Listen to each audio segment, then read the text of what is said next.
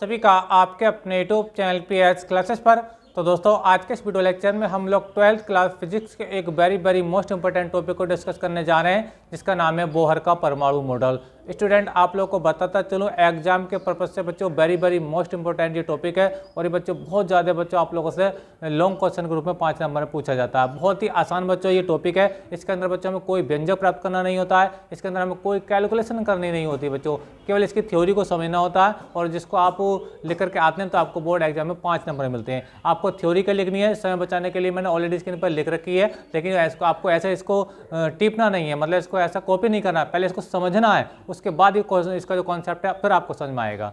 ठीक है, तो एक बार फिर से बच्चों कह रहा हूं कि बोर्ड एग्जाम के पर्पज से वेरी मोस्ट इंपॉर्टेंट ये टॉपिक है बच्चों। इस क्वेश्चन की तैयारी बच्चों आप जरूर करके जाएं। ठीक है, और देखिए एक बार वीडियो लेक्चर को पूरा देखेंगे 100% पूरा कॉन्सेप्ट आपको देखते ही देखते याद हो जाएगा कि नील बोहर का परमाणु मॉडल क्या था। ठीक है, तो चलिए स्टार्ट करते हैं। तो देखो स्टूडेंट, नील बोहर का जो परमाणु मॉडल आया था ये सन 1913 में आया था। देखिए मैं आपको बता चलूं बच्चों, नील बोहर एक वैज्ञानिक का नाम है, और ये जो मॉडल दिया था उन्होंने सन 1913 में दिया था, सन 1913 में दिया था। लेकिन बच्चों अगर हम इनसे 2 साल पहले की और बात करें, सन 1911 की और बात करते हैं, तो इनसे पहले परमाणु का जो मॉडल दिया था वो रदरफोर्ड ने दिया था। लेकिन रदरफोर्ड के परमाणु मॉडल में बच्चों 2 कमियां थी। एक कमी थी बच्चों परमाणु के स्थायित्व के संबंध में, और दूसरी कमी थी बच्चों परमाणु के स्पेक्ट्रम के संबंध में। ठीक है, अब इन दोनों कमियों को नील बोहर ने प्लैंक के क्वांटम सिद्धांत के आधार पर दूर किया था, और इसके बाद उन्होंने परमाणु का एक नया मॉडल दिया था जिसे हम नील बोहर का परमाणु मॉडल कहते हैं। ठीक है, समझ में आप लोगों को मेरी बात? तो देखिए इसकी जो थ्योरी है बच्चों को इसी प्रकार से, पहले मैं देखिए इसकी जो स्टेटमेंट है उसको समझा रहा हूँ, फिर इसको आगे समझाता हूँ। देखिए तो देखिए क्या स्टेटमेंट देगा समझने की स्टैंड। देखिए क्या देखिए, नील बोहर ने सन 1913 में, जैसे कि मैं अभी आपको बता रहा था, ये मॉडल कब आया था? 1913 में आया था। ठीक है, सन 1913 में रदरफोर्ड के परमाणु मॉडल की कमियों को प्लैंक के क्वांटम सिद्धांत से दूर किया। जैसे कि मैंने आपको बताया कि इनसे पहले 2 साल पहले रदरफोर्ड ने अपना परमाणु मॉडल दिया था, उनमें 2 कमियां पाई गई थी, एक तो परमाणु के स्थायित्व के संबंध में और दूसरा परमाणु के स्पेक्ट्रम के संबंध में। इन दोनों कमियों को नील बोहर ने अपने मॉडल प्लैंक के क्वांटम सिद्धांत के आधार पर इसको दूर किया था। फिर उन्होंने एक परमाणु का नया मॉडल दिया था, यही मैं आपको बता रहा था। ठीक है, तो वही यहाँ पर थोड़ी ली है।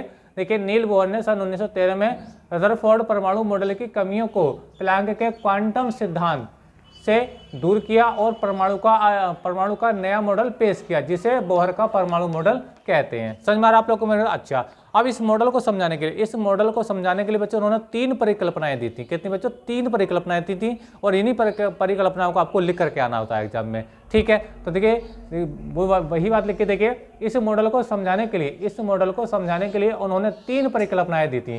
ठीक है, और जो मैंने देखो 1 2 3 करके लिखी भी रखी हैं, लेकिन आपको पहले समझाता हूँ इनके बारे में, तब आपको समझ में आएगा। ठीक है, तो स्टूडेंट जैसे कि हम लोग जानते हैं बच्चों, एटम के अंदर क्या होता है? न्यूक्लियस होता है, नाभिक होता है, और नाभिक के चारों क्या होता है? सेल यानी कक्षाएं होती हैं, जिसके अंदर इलेक्ट्रॉन घूमते रहते हैं। ठीक है, अब इसमें देखिए इन्होंने इलेक्ट्रॉन को घूमने के लिए क्या कंडीशन बताई थी? ठीक है, बोहर ने उन्होंने बताया बच्चों कि नाभिक के चारों ओर इलेक्ट्रॉन केवल उन्हीं कक्षाओं में घूम सकते हैं जिनमें उनका कोणीय संवेग यानी एंगुलर मोमेंटम h/2π का पूर्ण गुणज होना चाहिए, जहां h प्लैंक नियतांक है। ठीक है, एक बार मैं फिर से रिपीट करूं बच्चों, किसी नाभिक के चारों ओर इलेक्ट्रॉन केवल उन्हीं कक्षाओं में घूम सकते हैं जिनमें उनका कोणीय संवेग h/2π का पूर्ण गुणज होगा। ठीक है, तो देखिए मैं आपको समझा रहा हूं। देखिए मैंने क्या कहा, देखिए पहली परिकल्पना बच्चों ये है, नाभिक के चारों ओर इलेक्ट्रॉन केवल उन्हीं कक्षाओं में घूम सकते हैं, ठीक है, जिनमें उनका कोणीय संवेग h/2π का पूर्ण गुणज होता है, अर्थात MBR। ये बच्चों कोणीय संवेग का फार्मूला है, जहां M इलेक्ट्रॉन का द्रव्यमान है, B इलेक्ट्रॉन का वेग है जिस वेग से वो नाभिक के चारों ओर घूम रहा है किसी कक्षा में, और R है बच्चों उस कक्षा की त्रिज्या। ठीक है, फार्मूला क्या देखे? NH/2π। तो जहाँ n क्या बच्चों? n है मुख्य क्वांटम संख्या 1 2 3, यानी n बराबर 1 के लिए जो कोणीय संवेग होगा बच्चों कितना होगा? देखिए h/2π हो जाएगा। जब n की जगह आप 1 रखेंगे तो h/2π जाएगा। इसी प्रकार बच्चों n की जगह आप 2 लिखोगे तो 2 से 2 कैंसिल हो जाएगा, तो h/π रह जाएगा। ये दूसरी कक्षा की बात चल रही है। n बराबर 3 के लिए बात करते हैं तो हो जाएगा बच्चों 3h/2π हो जाएगा, जिसे बच्चों n का मान तो 1 2 3 4 5 है ना, यानी n का मान पूरा नंबर हो सकता है 1 2 3 4, लेकिन n का मान 1.5 2.5 1/4 ऐसे नहीं हो सकता है। यानी कहने का मतलब ये है h/2π के साथ जो गुणा होगी वो एक पूरे नंबर की होगी। ठीक है, जैसे 1 2 3 4 5। समझ में आ रहा? इस n को बच्चों बोलते हैं जो मुख्य क्वांटम संख्या या इसकी स्थायी कक्षा कहते हैं। समझ में आ रहा है? और ये जो h है इसमें आ रहा है बच्चों, यहाँ h क्या बच्चों? h है आपका प्लैंक नियतांक। समझ में आ रहा आप लोग को मेरी बात? तो ये पहला स्टेटमेंट दिया था, उन्होंने ये कहा था कि नाभिक के चारों ओर इलेक्ट्रॉन केवल उन्हीं कक्षाओं में घूम सकते हैं जिनमें उनका कोणीय संवेग h/2π का क्या होगा, पूर्ण गुणज होगा। यानी इस वैल्यू के साथ h/2π के साथ कि n का जो मान होना चाहिए वो कोई पूरी संख्या होना चाहिए, आधी संख्या नहीं होना चाहिए, 1/2 नहीं होना चाहिए, 1/5 नहीं होना चाहिए। ठीक है, समझ में आ रहा आप लोग को मेरी बात? अच्छा, अब देखिए, अब दूसरा स्टेटमेंट क्या था उनका? दूसरा स्टेटमेंट बच्चों ये था कि स्थायी कक्षाओं में घूमते हुए इलेक्ट्रॉन, स्थायी कक्षा में घूमते हुए इलेक्ट्रॉन, ठीक है, ऊर्जा का उत्सर्जन नहीं करते हैं। और रदरफोर्ड ने बताया था कि ऊर्जा का उत्सर्जन करते हैं, यही कमी थी उनके अंदर, ठीक है, उनके परमाणु मॉडल में। तो बच्चों उन्होंने बताया था बोहर ने कि जब कोई इलेक्ट्रॉन स्थायी कक्षा में घूम रहा होता है नाभिक के चारों ओर, तो वो ऊर्जा का उत्सर्जन नहीं करता है। ठीक है, यानी इसकी कक्षा में जो इसकी एनर्जी होती है वो क्या होती है, फिक्स होती है। समझ में आ रहा आप लोगों में आप? और उसका जो एंगुलर मोमेंटम होता है, जो कोणीय संवेग होता है, वो भी फिक्स होता है।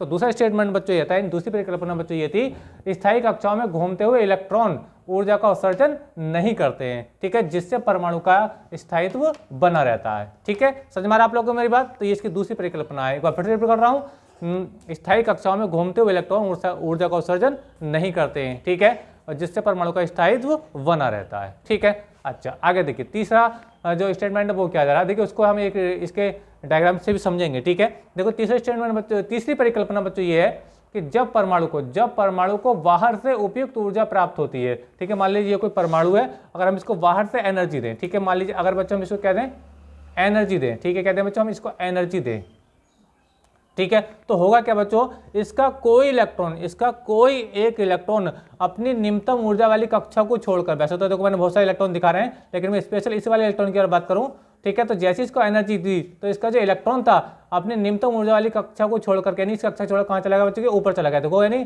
किसी उच्चतम ऊर्जा वाली कक्षा में पहुंच गया। ठीक है, बात समझ आ रही है? और ये यहाँ केवल 10⁻⁸ सेकंड तक ही ठहरता है। कितने देर तक बच्चों? 10⁻⁸ सेकंड तक ये रुकेगा और तुरंत अपनी निम्नतम ऊर्जा वाली कक्षा में लौट आएगा। लेकिन ये जब बच्चों लौट करके आता है तो दोनों कक्षाओं की अंतर के बराबर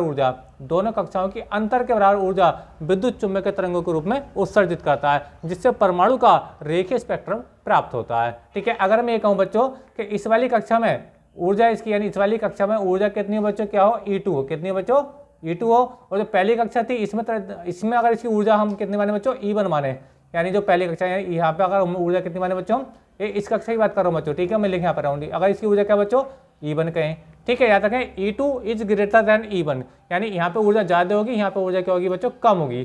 तो इस कंडीशन में अगर बच्चों यहाँ पे एक फार्मूला बनता है, देखिए यहाँ फार्मूला बनेगा, देखिए मैं इसको थोड़ी देर के लिए हटा देता हूँ, देखिए फार्मूला होता है, देखिए E2 minus E1 is equal to क्या होता है बच्चों, एच न्यू होता है, एच न्यू, यानी इन दोनों कक्षाओं की अंतर के बराबर जो ऊर्जा आती है वो विद्युत चुम्बकीय तरंगों के रूप में होती है। ठीक है, जहाँ एच न्यू क्या, एक फोटोन की ऊर्जा है, एक फोटोन की ऊर्जा, और जो एच है प्लैंक नियतांक, और न्यू क्या बच्चों, फोटोन की आवृत्ति है।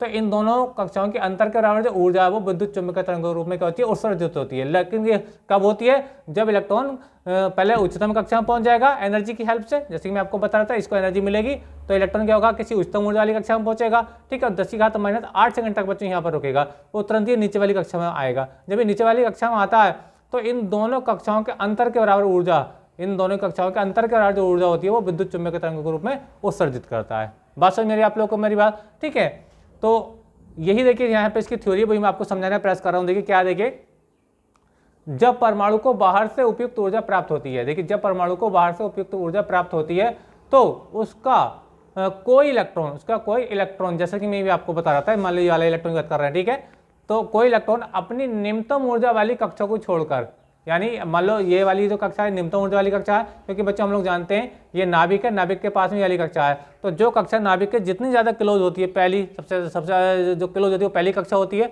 ठीक है, तो इस कक्षा में जो ऊर्जा होती है इलेक्ट्रॉन की वो कहती है बहुत कम होती है। क्योंकि इलेक्ट्रॉनों को नाभिक अपनी ओर को खींच करके रखता है, क्योंकि नाभिक पर होता है बच्चों प्लस चार्ज, इलेक्ट्रॉन पर होता है माइनस चार्ज। ठीक है, बात समझ आ रहा है? अब जैसे जैसे हम पहली कक्षा के बाद दूसरी कक्षा आएगी, तीसरी कक्षा आएगी, तो हम दूसरी तीसरी की बात करें तो दूसरी तीसरी कक्षा में एनर्जी जो होगी बच्चों पहली कक्षा से ज़्यादा होगी। अगर हम तीनों की बात करते हैं तो तीसरी वाली कक्षा जो होगी इसमें एनर्जी सबसे ज़्यादा होगी। जैसे जैसे नाभिक से दूरी बढ़ती है सेल की यानी कक्षा की, और उसकी कक्षा की एनर्जी भी बढ़ती चली जाती है। ठीक है, अच्छा, तो मैं वही बता रहा था, देखिए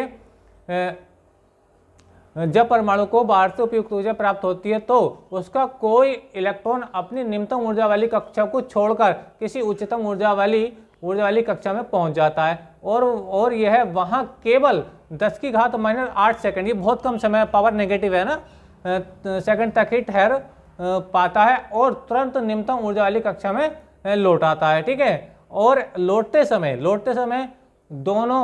दोनों कक्षाओं के अंतर के बराबर